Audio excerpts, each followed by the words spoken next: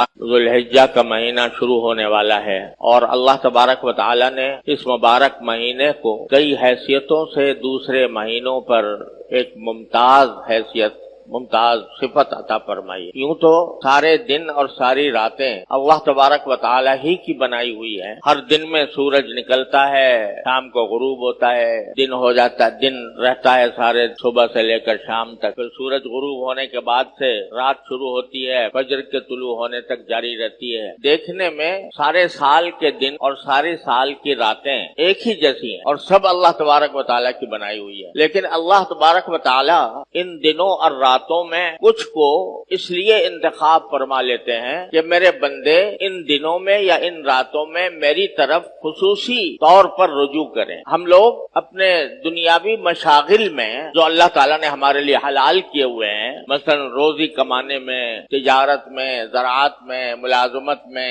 اپنے اوقات صرف کرتے رہتے ہیں، اللہ نے ان کی اجازت بھی دی ہے اور اگر نیک نیتی سے کریں تو انشاءاللہ وہ بذات خود ثواب کے کام ہیں، لیکن ان کاموں میں زیادہ سے زیادہ منہمک ہو کر اور زیادہ مشغول ہو کر بعض اوقات ہم اللہ جل جلالہ کی محبت، اللہ جل جلالہ کی طاعت، عبادت، براہ راست عبادت، اس کو فراموش کرنے لگے۔ اللہ تعالیٰ کی یاد، اس کا ذکر، اس کی تمنا، اس کی محبت، ان جذبات میں ان مشغولیتوں کی وجہ سے کمی آنے لگتی۔ تو اللہ تبارک و تعالیٰ ہمیں اس غفلت سے نکالنے کے لیے اور اپنی طرف بلانے کے لیے، متوجہ کرنے کے لیے، اپنے سے رجوع کرانے کے لیے کچھ دنوں اور راتوں کو کہہ دیتے ہیں کہ یہ میری ہے، یہ دن میرے ہیں، یہ راتیں میری ہیں، یہ مہینہ میرا ہے، یہ عشرہ میرا ہے، اپنی طرف منسوب فرما دیتے۔ اب رمضان کا مہینہ دیکھیے، مثلا وہی دن ہے، وہی راتیں ہیں، وہی سورج نکلتا ہے، وہی غروب ہوتا ہے، لیکن اللہ تبارک و تعالیٰ نے فرمایا یہ میرا مہینہ ہے، اپنی طرف اس کی نسبت فرما دی تو اس کی شان کہیں سے کہیں پہنچ گئی، اس کی برکات کہیں سے کہیں پہنچ گئی۔ جیسے اللہ تبارک و تعالیٰ کعبہ شریف کو دیکھو، دیکھنے میں تو وہی پتھروں کی عمارت ہے اور عام گھروں کی طرح ہے، بلکہ عام گھروں میں پلاسٹر ہوتا ہے، اس پر پلاسٹر بھی نہیں ہے، عام گھروں میں روغن ہوتا ہے، اس پر روغن بھی نہیں ہے، لیکن اس گھر کو یہ کہہ دیا میرا گھر ہے، اپنی طرف اس کی نسبت قائم فرما دی تو اس کی شان، اس کا جلال، اس کا جمال، اس کی طرف انسانوں کی محبت اور ان کی طرف قلوب کا میلان ایسا زبردست ہے کہ جیسے مقناطیس لگا ہوا ہے ساری دنیا سے انسانوں کو۔ ایسے ہی اللہ تبارک و تعالی مختلف دنوں کو اور مختلف راتوں کو کچھ اپنی طرف منسوب فرما کر ان کو خصوصی فضیلت عطا فرما۔ تو اب جو یہ ذوالحجہ کا مہینہ آ رہا ہے، یہ بھی انہی مہینوں میں سے ہے یا انہی ایام میں سے ہے جن کو اللہ جل جلالہ نے اپنی طرف منسوب فرما کر اس کو خصوصی تقدس عطا فرما دیا اور اس کی خصوصی فضائل بیان فرمائے۔ کیوں؟ تاکہ ہم لوگ جو دنیاوی مشغلوں میں الجھے ہوئے ہیں، منہمک ہیں، وہ ذرا لوٹ کر تھوڑے عرصے کے لیے اللہ تبارک و تعالیٰ کے ذکر میں، اس کی یاد میں، اس کی محبت میں، اس کی طاعت میں اپنے آپ کو مشغول کریں۔ ایسا یہ ذوالحجہ کا اور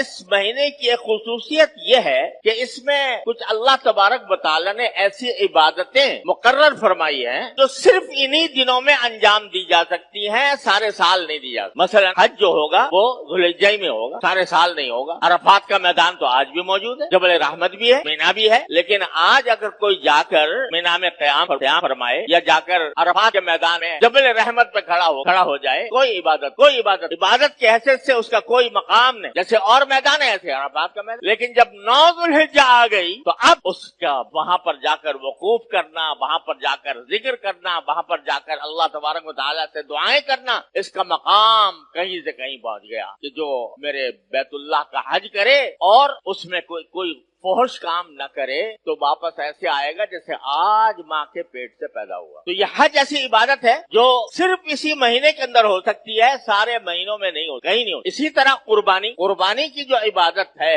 وہ انہی 3 دنوں کے ساتھ خاص، 10 ذوالحجہ، 11، 12، بس ان 3 دنوں میں آپ جتنے بھی جانور قربان کریں گے اللہ تبارک و تعالیٰ کے لیے تو اس کے خون کے برابر گناہ معاف ہوں گے اور ایک قربانی کا ثواب رسول کریم صلی اللہ علیہ وسلم فرماتے ہیں کہ ابھی خون جانور کا زمین پر نہیں گرا ہوتا اس سے پہلے ہی اللہ تبارک و تعالیٰ کی بارگاہ میں پہنچ جاتا ہے. تو اتنی بڑی فضیلت ہے. لیکن یہ ان 3 دنوں میں ہے. باقی دنوں میں اگر کوئی آج جانور لے کر ذبح کرے کوئی عبادت ذبح کا صدقہ بے شک کر سکتا ہے, یعنی گوشت کا صدقہ کر دے گا, صدقہ کرنے کا ثواب اللہ ملے گا, وہ کسی وقت بھی ہو سکتا ہے. لیکن قربانی جو نام ہے گلے پر چھری پھیرنے کا, گلے پر چھری پھیر کر جانور کو ذبح کرنے کا, یہ عبادت صرف 3 دنوں کے ساتھ مخصوص ہے. 11, 12, 13, 10, 11, 12 اس کے علاوہ نہیں. یہ بھی اس مہینے کی خصوصیت ہے اور مہینوں کے اندر کبھی بھی نہیں ہو سکتی کوئی قربانی. اور اسی طرح اللہ تبارک و تعالیٰ نے تکبیر تشریق مقرر فرمائی. اللہ اکبر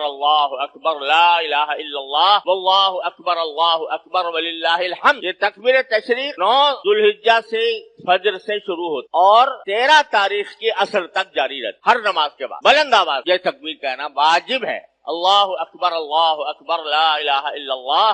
واللہ اکبر وللہ الحمد. لیکن یہ بھی انہی دنوں کے ساتھ 9 تاریخ سے شروع ہوگی, 13 تاریخ کی اثر پر ختم ہو جائے گی. آج پڑھ لو یعنی نمازوں کے بعد بلند آواز سے آج پڑھو تو وہ کوئی اس درجے کا ثواب اس میں نہیں ہے جو 9 تاریخ سے شروع ہونے والی تکبیر کا ہے. تو یہ کچھ اللہ تبارک و تعالیٰ نے خصوصیات عطا فرمائی ہیں اس مہینے کو جو اور کسی مہینے میں نہیں.